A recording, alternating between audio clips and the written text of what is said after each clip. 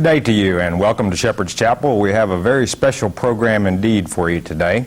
At this time, it's my pleasure to introduce to you a biblical archaeologist and historian.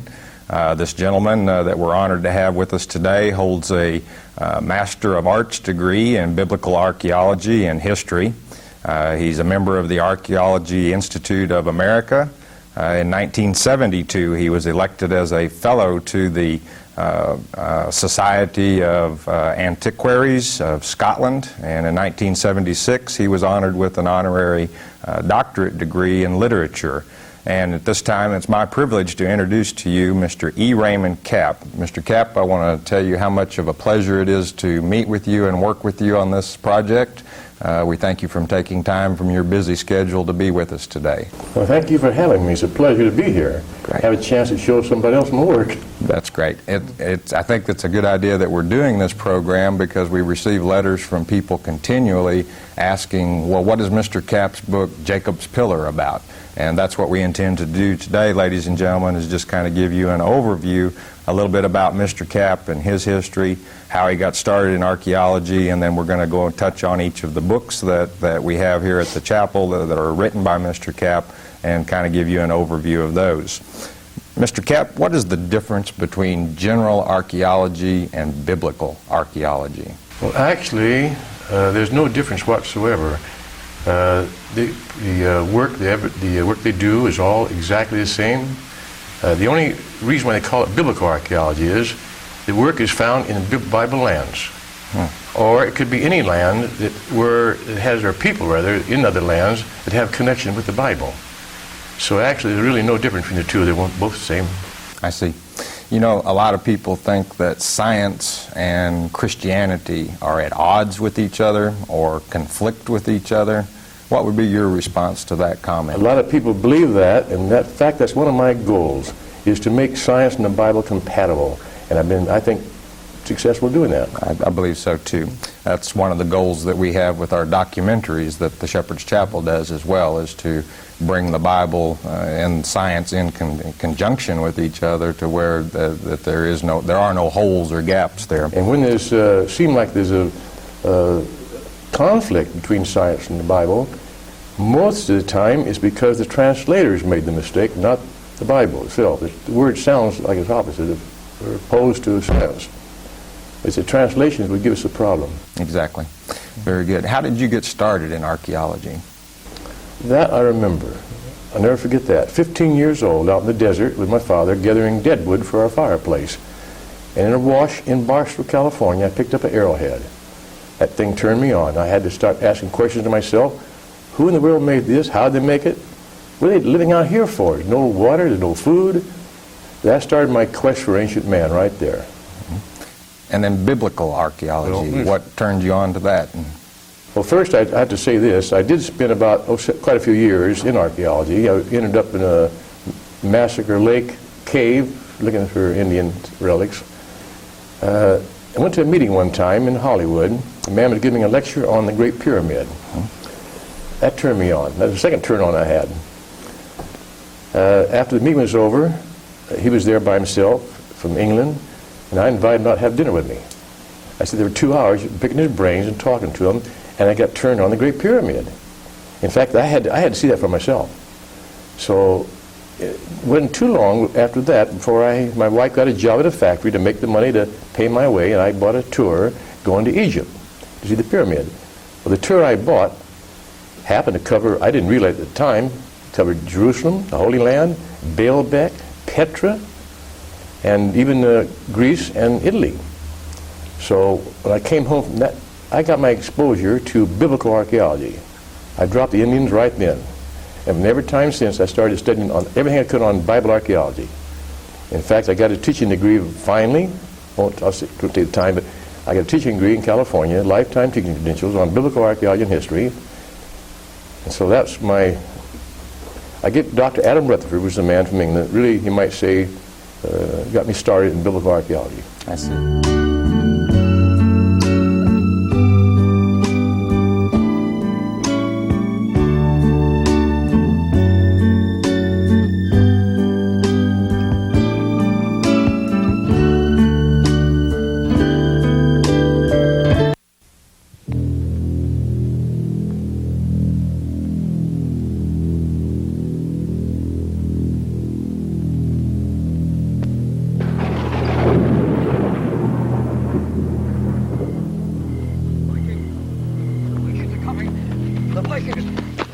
Vikings are coming.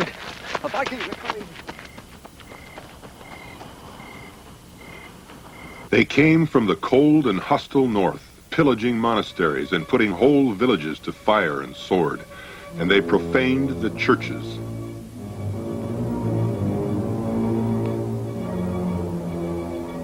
From the 8th century in England, all places of worship resounded with a new and fervent prayer. Deliver us, O Lord, from the fury of the Norsemen. The fear the monastic clergy had for these violent raiders was vividly penned by one of the English monks. The bitter wind is high tonight, it lifts the white locks of the sea. In such wild storm, no fright of savage Viking troubles me. They have desecrated the sanctuaries of God and poured out the blood of saints around the temple of the Most High. So wrote the scholar Alcuin. Never before has such terror appeared in Britain. And they came to the church on Lindisfarne and seized all the treasures of the Holy Church. They killed some of the brothers, some they took away with them in fetters, and many they drove out naked and loaded with insults, and some they drove into the sea and drowned. This cruel and violent raid is illustrated on the Viking stone in Lindisfarne Museum, showing the raiders coming ashore with their axes raised. Towards the end of the 8th century AD, Scandinavia, composed of Norway, Sweden, and Denmark, had only a population of about 2 million. But from the start of the 9th, its peoples began to increase significantly. There were several reasons for this. The northern climate was slowly getting warmer and harvests were increasing. Thus the people were being better fed and getting stronger. More and more living room became essential. Scandinavia was a land where habitable areas were few and far between. Thus the Viking people began to look outward from their home, towards the west.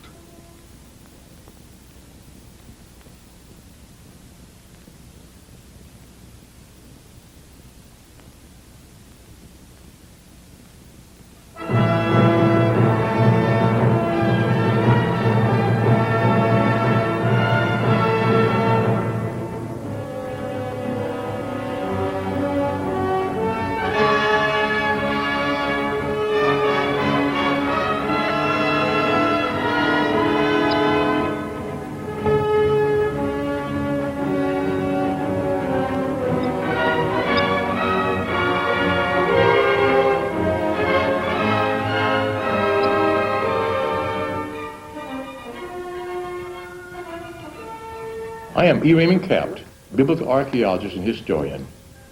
Countless books have been written about the short Viking period between the 8th century AD and the 11th century, but written records contemporary with that period are rare. Just a few sagas telling of their deeds, which vary between the boastful and the mystical. There are reports, mostly from their victims, Viking raids on monasteries, mass murder of entire communities, and the taking away of male and female slaves. However, spectacular archaeological discoveries in modern times have made it possible to piece together not only their beautiful ships, but what the Viking Age was really like. And it turns out to be a somewhat different scenario from that which has been previously been told. They developed just laws, a system of democracy, the basis of which has been adopted by many modern nations. In this program, you will be presented with a wider view and a fresh perspective of the Vikings, who became a major influence throughout Western Europe, and most importantly, reveal the little-known biblical origin of the northern European peoples, out of whom at a later stage came the Vikings. The origin of the word Viking is obscure. It is most likely based on the Old Norse word vik, which means fjord or inlet. Thus, as most Viking longships started their long journeys from such inlets, they went a Viking. But just who were they, these swift and terrible men who came from the icy places in the far north and the snow-covered mountains and fjords of Scandinavia? The Northumbrian scholar Alcuin claimed these violent raids were a punishment on the sinful English. He admonished them, like the ancient prophets of Israel, on account of their adultery, avarice, robbery, violent judgments, luxury, long hair, and flashy clothing.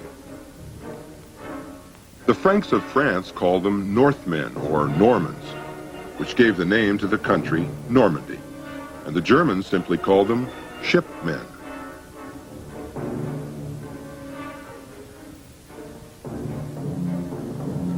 Shipmen indeed, for the Vikings were people of the sea. Their long ships, some of the most elegant sea-going craft ever constructed. These Viking ships were not only beautiful, but they were highly functional.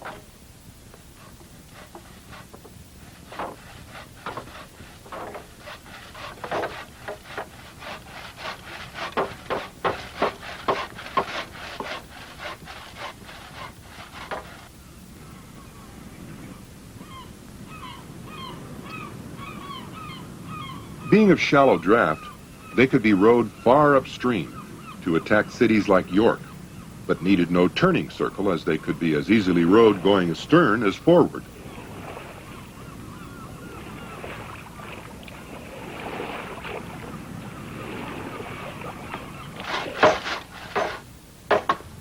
Construction was mainly of oak, the lengthwise hull planking being assembled together clinker-built style. That is, each fore and aft plank overlapping the next below, and each lashed or nailed to the crosswise ribs, allowing the ship a very considerable degree of elasticity in a heavy sea. The keel was shaped from a single piece of oak, masts and decking being of pine, and the prow was often very highly decorated with animal carvings.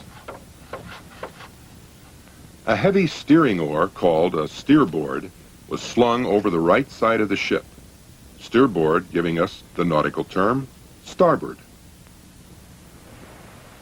A large square sail was rigged amidships on the single mast, which, in a following wind, could give the ship a considerable turn of speed. In a reconstructed Viking ship, a speed of 11 knots was recently logged.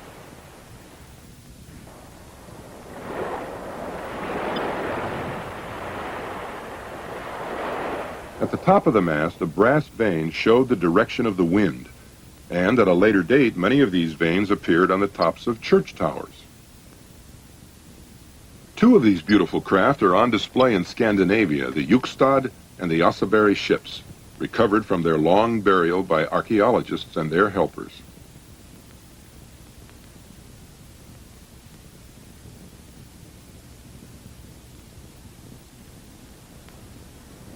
The Yukstad ship was discovered in 1904 and is about 75 feet stem to stern, about 15 feet broad, and weighs 7.5 tons. It draws only 1 foot of water, loaded, making it a superb craft for onshore raids. This is the Oseberry ship, and she was more of a ceremonial than an ocean-going vessel.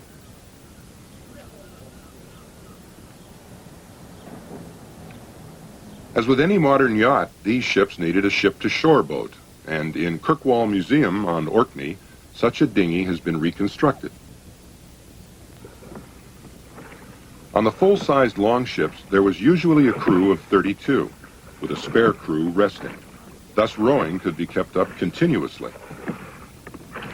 The hull gave with every movement of the ship, and in a strong following sea, the sides would twist out of true by as much as 6 inches, although the hull remained watertight. This degree of flexibility not only allowed these ships to ride huge Atlantic rollers, but surf ride down the other side into the troughs. It must have been a real roller coaster ride.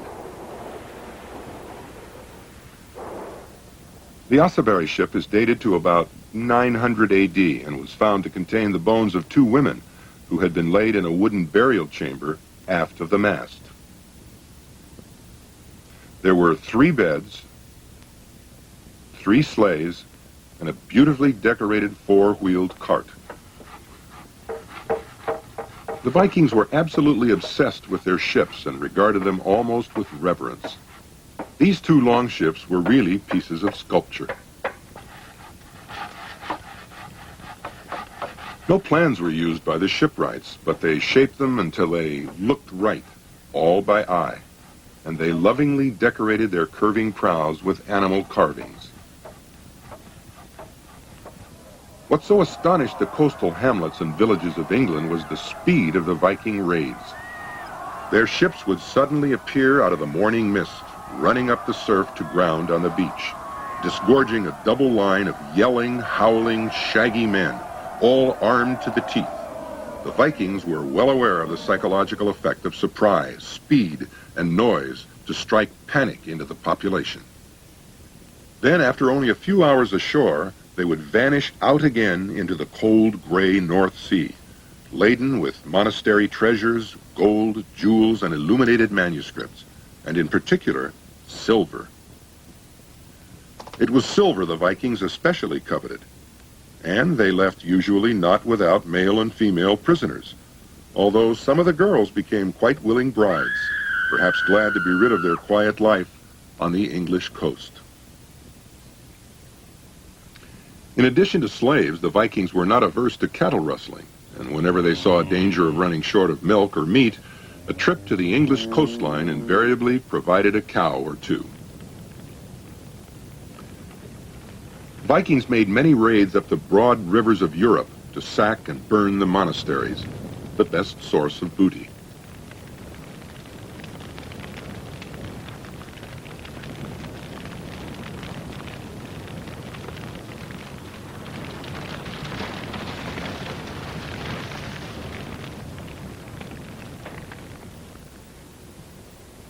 After one such successful raid upriver in France, one prisoner, Popa, the daughter of the Count of Bayeux, stands defiantly before the Viking chief, Hrolf, who later married this beautiful captive. In the 10th century, Paris, capital city of France, was then only a group of houses and churches confined to an island in the middle of the river Seine.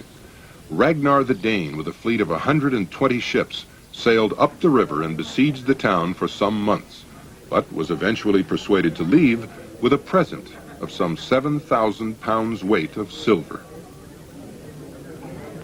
This set a precedent much copied by other Vikings. Why bother to put the city to fire and sword when you can terrorize the inhabitants into emptying their vaults? There were so many placid rivers in northwest Europe that access to the hinterland was easy for Viking ships. London was another lucrative target. This is the modern London Bridge. Olaf Haraldsson's fleet sailed up the River Thames and secured ropes to the piles supporting the bridge across the river. Then, all the ships pulling together downstream, they uprooted the bridge, which collapsed into the Thames mud. The sole casualty, according to tradition, was one Viking who laughed so much that he fell overboard and was drowned. In the days before astronomical scholars put forward the outrageous theory that the Earth was not flat, captains of European ships preferred to keep the land in sight. To leave it and sail to the horizon would endanger the ship falling off the edge.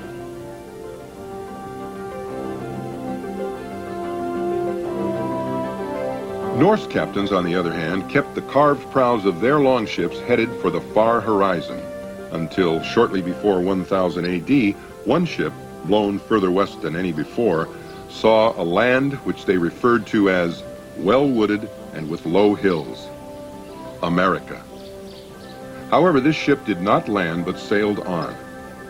Ships such as this reconstruction on the cliff top at Ramsgate, Kent, were the first to sight the New World, long centuries before Christopher Columbus's fleet arrived. In such a ship, Leif Erikson decided to explore this new land, and arriving on the coast, he sailed along a grim cliff-lined shore, which he named Helluland. Further south, he landed his crew on a sandy beach with well-forested hills inland, which he named Markland. This was Labrador. Recorded in this saga is Leif Erikson's overall name for this newly discovered part of America, Vinland.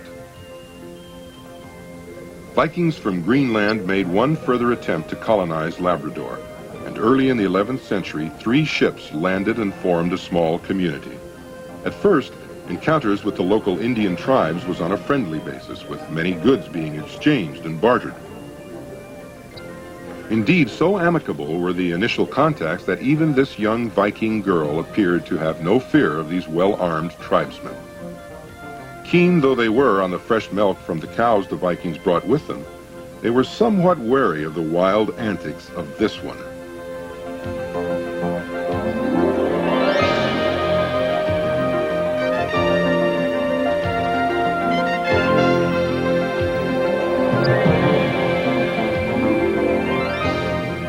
Later still, another explorer named Thorald landed even further south and encountered a different group of Indians whom he named the Skraelings. But for no apparent reason, he killed 8 of them. A fatal mistake, for later on a mass attack by the Skraelings killed Thorald and some of his crew. During the 3 years of the colony's existence, a baby boy was born who was named Snorri, the first Nordic child to be born in America. But due to the continual enmity between the Skraelings and the Vikings, which often resulted in vicious local wars, the colony failed, and the remainder returned to Greenland. America was thus encountered and settled by the Nordic peoples long before Columbus. Remains of the first Viking settlement was discovered by the Norwegian scholar and historian Helge Ingstad in 1962 when he found the remains of a village on the northern tip of Newfoundland at Léance aux Meadows. It is believed that Viking exploration went as far south as Virginia. So much for the west. Exploration in the east was not accomplished without considerable resistance, and many Vikings never saw their homeland again. But Swedish Vikings were greedy for the exotic wares of Araby and explored up wild, uncharted rivers in Russia as far as the Black Sea. They ruled Novgorod and founded a dynasty at Kiev. They even dared to attack that mightiest of cities, Constantinople, now Istanbul, where the Viking chief symbolically hung his shield on the gateway of the city. The Vikings' valor and bravery in war so impressed the Byzantine rulers that they recruited them into an elite military unit, the Varangian Guard, which for centuries protected the person of the emperor. Vikings are usually thought of as spending all their time raiding, but this is incorrect. They were basically traders, trading from Spain to the Black Sea and from Scandinavia to North Africa and Egypt.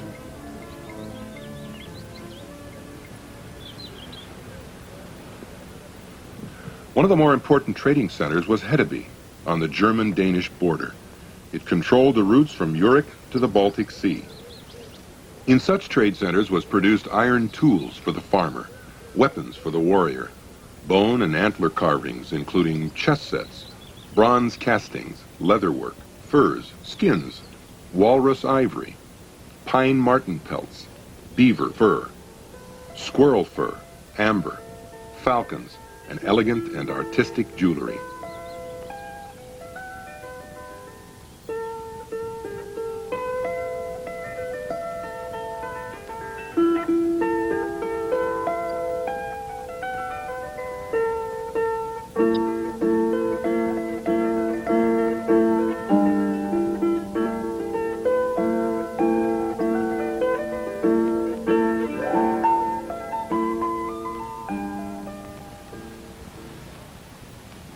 Here and there along the Hedeby waterfront were slave markets. This one sells a young Saxon girl from England. Although it is true that the Vikings indulged in slave trading prior to their conversion to Christianity, usually the girls were well treated, and many became brides of the Vikings.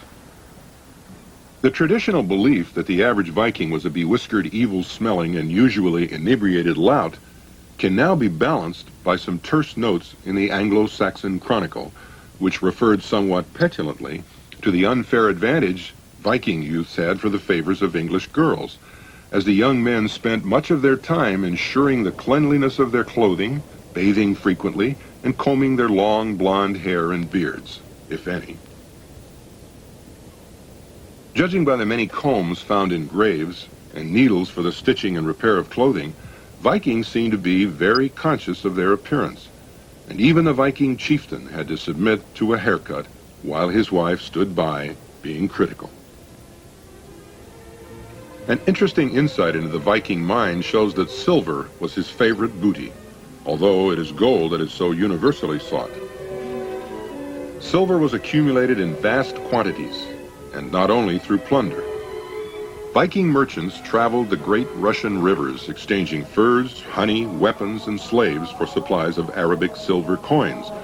Although the Norse people did not use coins for exchange, but operated a bullion economy in which transactions were calculated by weight of silver, coinage was melted down and was cast into ingots.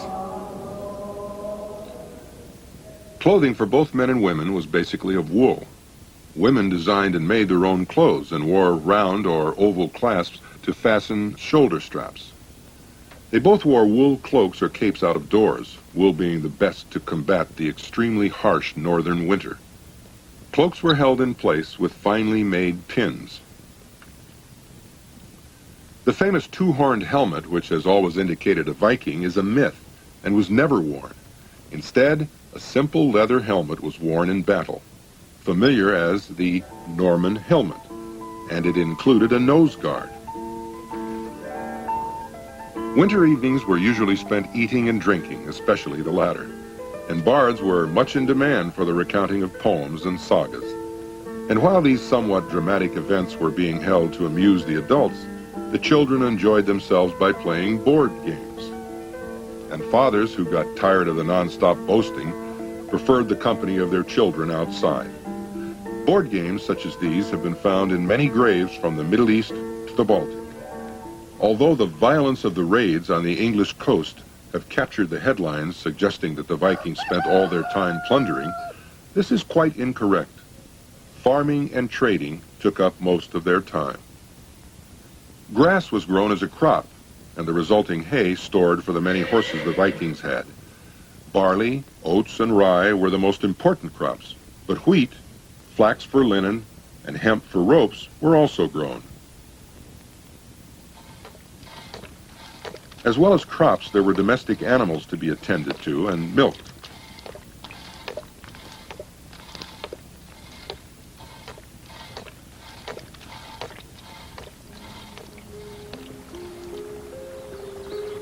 Hunting and fishing helped to provide extra food.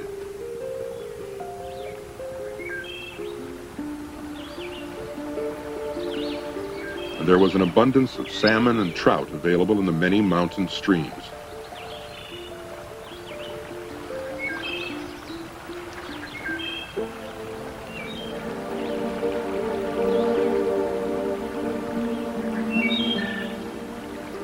Seal meat and sea fish were always in abundance in the deep water fjords.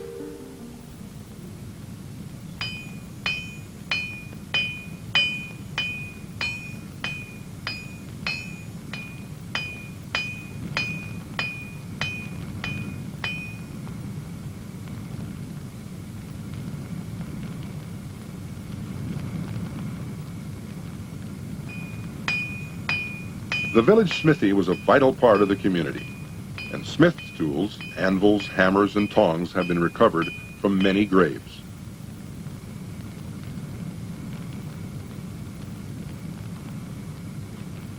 The smith was also essential for the making of the fearsome Viking swords, their most treasured possession. They were often beautifully decorated with silver inlay and twisted wire. So much did the Vikings honor their swords that they gave them names: Leg Biter, Bone Splitter, and Iron Teeth. So important a part did the village smith play that one artist commemorated them in this wood carving. A woman and her children often joined her husband in the fields, but her primary responsibility was to look after the house. She cleaned, spun thread, sewed, wove cloth, and made and washed garments, besides milking the goats and cows. The bunch of keys jangling at her waists signified her authority. Her main task of the day was to prepare the evening meal for her man and the children, while the man of the house chopped logs for the coming winter, which could be harsh. The atmosphere, though smoky, was warm and cozy, and a pleasant odor of meat cooking filled the room.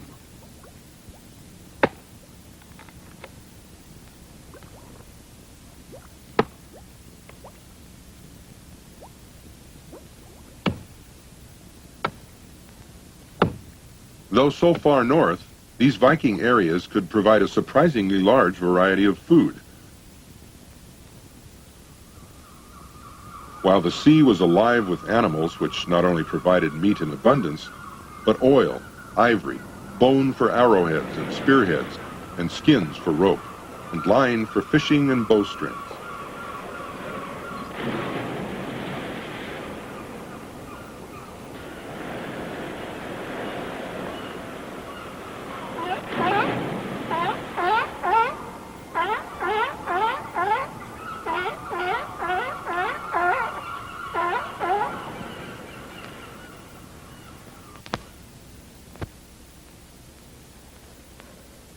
However, even a well-armed Viking hunting trip might hesitate to attack that most vicious of animals, the polar bear.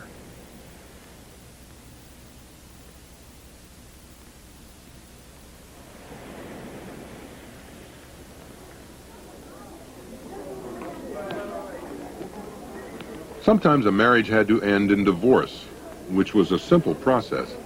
The husband or wife, in this case the husband, had to state before witnesses that he desired a divorce, and he sometimes made use of a more eloquent friend to present his case. The wife, if the divorce was granted, was able to take away all her own possessions back to her family.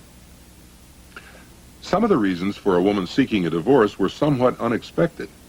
We hear of a Viking girl asking for a divorce because despite her entreaties for her husband to wear a shirt, he continued to show far too much of his rather hairy chest. She got the divorce. Women had more rights in the Viking community than in any other society at the time. They could do business and seal bargains on behalf of their absent husbands.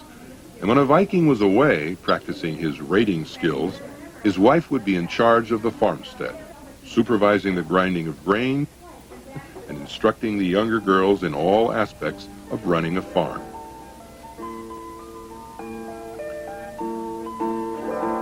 The Vikings drank most of their beer and mead during the long, dark winter months in the north. Hospitality was very important, and much was made of visitors. Vikings were a very generous people, and gifts to strangers could range from a silver bracelet to an entire ship. The evening meal consisted of more than eating and drinking, for stories and poems were recited and family histories were passed on by word of mouth to each new generation. For the Viking did little in the way of writing. They rejoiced in much talk and boasting of personal prowess in battle. And many years later, such sagas were written down and illustrated. Above the furthest tip of northern Scotland are the Orkney and Shetland Islands. Both were inhabited by the Vikings. On Orkney, Skara Brae and Maes Howe predated the Viking period by many centuries, but were made use of as dwelling places and were made habitable. Birsay on the northwest coast of Orkney was a Viking village. In Viking days, as in our day, some of the young men were inclined to scribble on the walls, and inscribed inside May Howe burial chamber is this heartfelt message. Ingigerd is the most beautiful of women. Even more disturbing, Thorny bedded Helgi. Another artist, somewhat less romantically minded but more nautical, engraved his favorite longship. At Lindholm Hoya, in North Jutland, there is a vast Viking burial ground containing over 700 graves, all outlined in rocks and boulders in the shape of ships.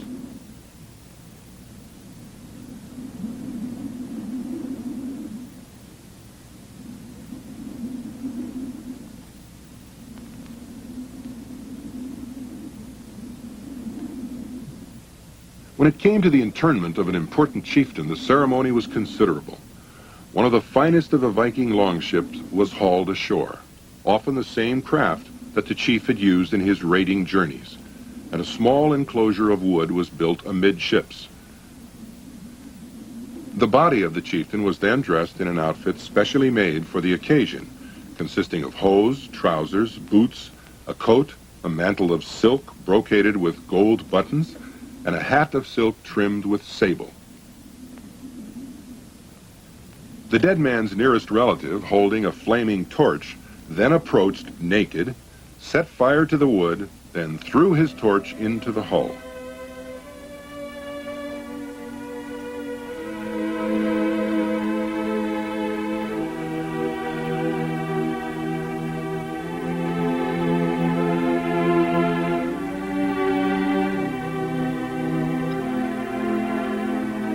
The rest of the funeral party then each approached and tossed their burning torches into the ship, and her contents burned until only ashes were left.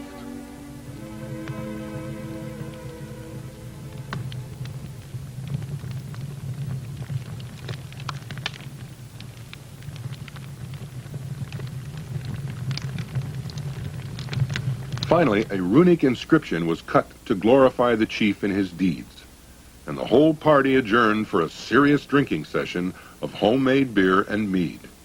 Again, the mythical two-horned helmet. The shape of a ship must have been deeply engraved in the subconscious mind of the Vikings, for even Viking community centers and military barracks were laid out in the outline of a ship. At Firkat in North Denmark, they built with great mathematical precision 16 large wooden barracks, placed in groups of 4.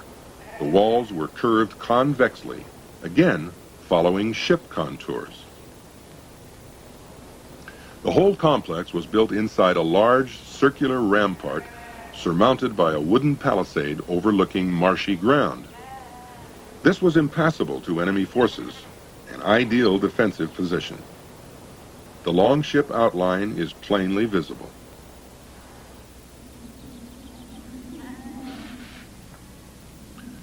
A replica Viking longhouse has been built at Firkat, showing just how strong these structures had to be to withstand the violent northern gales. The thick reed thatch lasted at least 50 years, warm in winter and cool in summer, and the whole structure was massively braced by heavy logs all around. Over 40 Viking graves have been found on the Isle of Man, a large island in the Irish Sea between Wales and Ireland. Graves dating back from the 10th century, which is hardly surprising, as Man was used as a base for operations against English and Irish coastal towns by the Viking warrior class, who often intermarried with the local girls.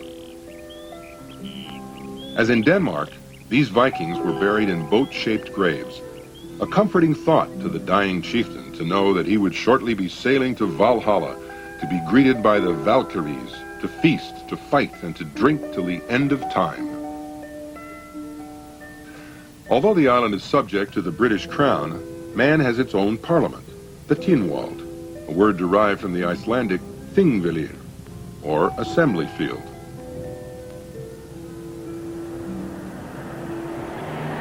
Parliamentary events have been part of Manx life here for 1,000 years. Not far from the Isle of Man is Dublin, capital city of Ireland. Vikings lived and traded here for many years until after the Battle of Clontarf, when they were finally driven out of Ireland.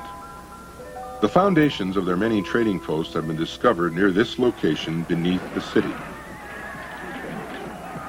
Clontarf, near Dublin, where the final battle was fought, was a fight to the finish between the ruling Vikings and everybody else as to who was to rule Ireland. Brian Boru was the leader of everybody else, but he took no part in the battle, preferring to spend the day in prayer. The Irish annals stated, "The foreigners of the west of Europe assembled against Brian, and they took with them 1,000 men with coats of mail. A spirited, fierce, violent, vengeful, and furious battle was fought on the Friday before Easter. Brian's prayers were answered, for the Vikings were defeated." Monastic life was the center of the Christian religion in the days of the Vikings over the length and breadth of the British Isles. On Lindisfarne, or Holy Island, the life of the monk was long and arduous. It takes much concentration and effort to rise from one's hard bed at 3 o'clock, on an icy morning to attend prayers in an unheated chapel. But there were tools to be made and sandals to be fashioned, as monks spent as much time on their feet as on their knees.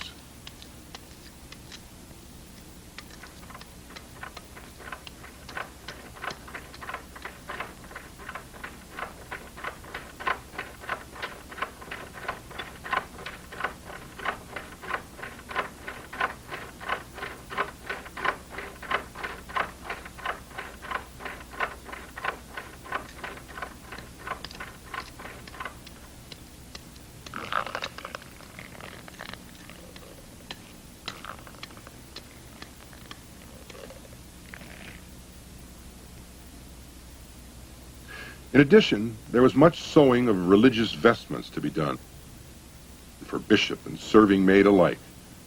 There were domestic animals to be attended to and children to be taught the tenets of the Christian faith by their parents. And it was into this peaceful existence that the fury came out of the north. The Anglo-Saxon Chronicle reported that on the 8th of June, the harrying of the heathen miserably destroyed God's church on Lindisfarne, or Holy Island as it is called, and there was much slaughter. Until recently, most historians dismissed the Norsemen as little more than raiders on a grand scale. Their opinions were formed from accounts written by English chroniclers who somewhat naturally portrayed the Vikings in their worst possible light. Raiders, yes, but they were also great explorers and traders. They sailed to all parts of the then-known world, bartering furs and slaves for the luxuries of Southeast Europe. Their commercial journeys took them as far as Asia Minor and Arabia. Constantinople was a frequent port of call. One Arab merchant described the Vikings as people of perfect physique, tall as date palms, blonde and ruddy. Small wonder, then, that some of the female captives were not entirely unhappy about their capture. But raiding was basically a summer occupation, and while the long ships swung at their anchor chains during the winter, Viking merchant shipping continued their work day after day, winter and summer, carrying goods far and wide. They used the slower, stockier Canar, the ship which really conquered the Atlantic. Canars were about 50 feet stem to stern and were half-decked, fore and aft, providing space for the crew. Livestock was penned amidships. These merchant Canars were far more vital to Scandinavia than the more glamorous longships.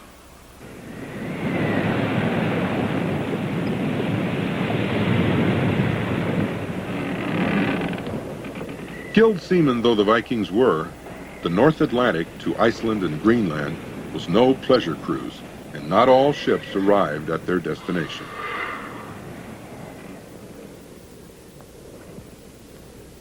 York was easily reached by sailing up the rivers of Foss and Ouse from the North Sea.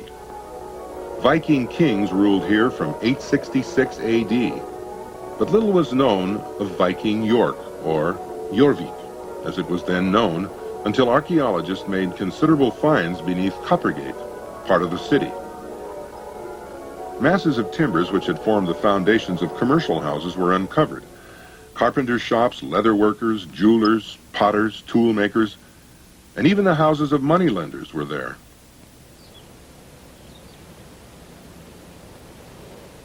Iceland was one of the first areas to be settled by the Vikings, and here they established one of the first democratic parliaments in the world, at Thingvellir.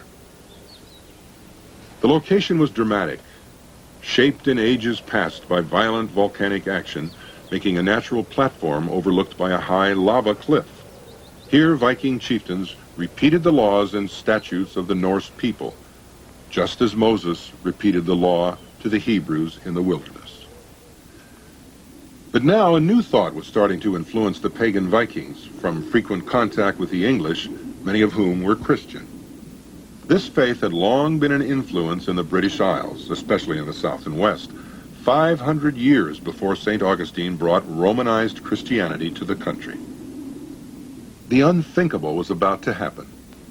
Vikings were starting to put aside their Norse gods to accept the Christian faith, which certainly made slow progress until the royal families of Norway accepted it. This cross at Middleton, Yorkshire, has a representation of a Viking carved into it. It is true that in some cases Norse kings fell back into the old ways, but many remained constant. Harold Bluetooth was one, and at a one-time pagan sanctuary at Yelling, Jutland, raised a great runestone upon which he had engraved, "King Harold had this memorial made for Gorm, his father, and Thiri, his mother, that Harold, who won for himself all Denmark and Norway, and who made the Danes Christian." On this great stone is the figure of Christ, the first representation of our Lord in Denmark. In introducing the Christian faith in the Kiev region, Vladimir the Holy demonstrated a typical Viking characteristic. After ceremoniously smashing the local Thor idol, he threw the wooden remains into the river. Following this dramatic act, Vladimir ordered the entire local population into the river at the point of the sword for a mass baptism. One of the attractions of the baptismal service, especially with the ladies, was the gift of a white baptismal robe. Some were so enthused with their baptism that they came back for a second service, thus obtaining a second robe. The conversion of the Vikings to the Christian faith was slow. Many centuries of adherence to the worship of Odin and Thor could not easily be blotted out overnight. But it was the twilight of the Norse gods, and Christianity was ultimately to triumph. Many Vikings became Christians simply by exposure to God-fearing families in England, daughters greatly influencing their pagan husbands. Conversion by example. This is Winchester, ancient capital city of Wessex, and here stands a statue of one of England's greatest kings, Alfred. In 854, the Anglo-Saxon Chronicle reported that the heathen for the first time remained in England over the winter instead of returning home. Only this man, Alfred, had the capability of defeating the invaders. But prior to his sea victories, he had to remain hidden among the marsh and bogs of the Somerset wetlands. But even from this remote area, he was able to assemble an army. He was also able to beat the Vikings at their own game, for his ship designers, much to the surprise of the Vikings, were able to design ships that were not only larger, but faster than the long ships of the Vikings. These were totally an English design, and when Alfred's fleet engaged the Vikings in 896, it promptly captured 2 of them and disabled 2 more. It was not long before a major sea battle off Weymouth Bay left 20 Viking ships at the bottom of the English Channel. Finally, at Wedmore in Somerset, Alfred and the Vikings signed a peace treaty, which confined them to the eastern part of England. This was their territory and was under Danelaw. However, it was an uneasy peace. The southern Saxons and the western Celts looked upon the Danish settlement as the robin looks upon the cuckoo in her nest. Towards the close of the 10th century, Vikings began to pour into the country from all directions, in spite of the vast quantities of silver called Danegeld paid to the invaders. Luckily for the future of the English nation, the Vikings stayed, thus infusing into Celt and Saxon the Nordic line. By the year 960, raid after raid on the churches and monasteries of England, France, and Ireland had left the country stripped of plunder, with ruined and impoverished farmhouses, untilled fields. In France, King Charles bought off many Viking freebooters with Dungeld amounting to thousands of pounds weight of silver, and a baby boy was born out of wedlock, who in later life was to have a devastating effect on the future of England. His name was Guillaume, William in English. He was a direct descendant of the Normanni, or Northmen, which gave their name to the land, Normandy. William fell in love with his pretty cousin Matilda and proposed marriage. "I'd sooner become a nun than marry a bastard," was Matilda's curt reply. Immediately upon receiving this stinging answer, William rode furiously over to Matilda's castle, seizing her by her long hair, dragged her screaming across the floor. Matilda, somewhat impressed with William's overtures, then decided that she loved him after all, married him, and made for William the Conqueror a very level-headed and intelligent Queen of England, to whom William remained totally faithful, to the surprise of his later biographers. A vivid pictorial account of William's invasion of England has been preserved in the Bayeux tapestry. Both Harald Hardrada of Norway and Svein Estrithson of Denmark had laid claims to the English throne, but so did William. The tapestry shows in dramatic form shipwrights chopping down trees and preparing the wood for the many invasion barges, their lines so similar to the Viking longships. The Normans walked their horses down to the barges, the nervous animals needing some encouragement. Then the invasion armada set sail for England.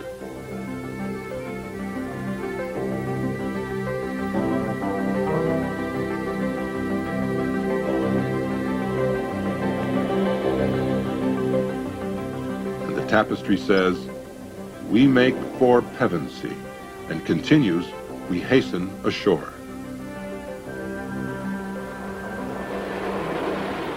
His fleet landed without difficulty at Pevensey in Sussex, and a local rail station is named in honor of this event. The hungry must be fed, and we make camp at Hastings. Here they built this castle, the first in England, on an almost impregnable headland.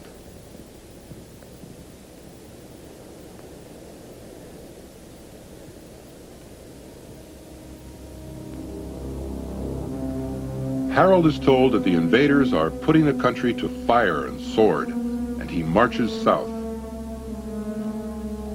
At Senlac Field, the Norman cavalry advance, then break into a charge, and the battle for Britain commences. The results of the battle are well known. The English King Harold is killed, and on Christmas Day, 1066, William of Normandy was crowned King of England, greatly to that country's benefit. This event brought the Viking Age nearly to its close. Very few historians seem to be able to point to the original homeland of the Vikings, but a faint light illuminates a surprising location: the Middle East. The historian David Wilson states in his book, The Vikings and Their Origins, Goths, the ancestors of the Vikings, inhabited the Baltic coast and spread into Europe, westward from the Black Sea area in about 300 AD. Centuries earlier, their ancestors were Cimmerian and Scythian Israel, also on their westward migration. Wilson's origin for the Vikings as Cimmerians and Scythian Israel has been confirmed by Assyrian cuneiform tablets found in Nineveh, in the excavations of the Royal Library of King Assurbanipal. Translated by Professor Waterman of the University of Michigan, they report the escape of hundreds of thousands of the so-called lost tribes of Israel westward, at about the same time in history as the vast numbers of Scythians appear in history. It is a fact that after the fall of the Assyrian capital Nineveh in 612 BC, the Israel people, known by several different names, spread all around the shore of the Black Sea and into southern Russia, then called Scythia, then gradually into southeastern Europe. They took the name of the country they passed through, thus they were called Scythians, ancient progenitors of the Viking people. In the 1st century, Tacitus wrote of a people who must surely have sired the Vikings. The Suenes, a people well-armed, acquisitive and skilled in the sailing of curiously shaped ships, with a carved prow at either end. The route lay always westward, following the setting sun, towards a new land that they were then not even aware of, the isles and coastlands of the West. One group of the Scandinavians came a Viking to the British Isles, later to infuse into the bloodline of the Celto-Saxon English that Nordic strain which fathered an inherent desire to see what was over the next horizon, be it land or sea. Their curiosity led them to discover a new land far to the west, America. But that is another story, in another program. Israel's migration westward was part of a great trans-Europe movement. They were called over the generations by many different names: Normans, Saxons, Danes, Gauls, Goths, and Vikings, all originally one Caucasian people, displaying many of the later Viking characteristics. Thanks to archaeology, we have proof of the fulfillment of God's covenant with Abraham, as written into the scriptures, that he would become the father of many nations, and would spread to the south, the north, the east, and the west, and that his descendants would become as multitudinous as the sands of the seashore, and as the stars in their courses.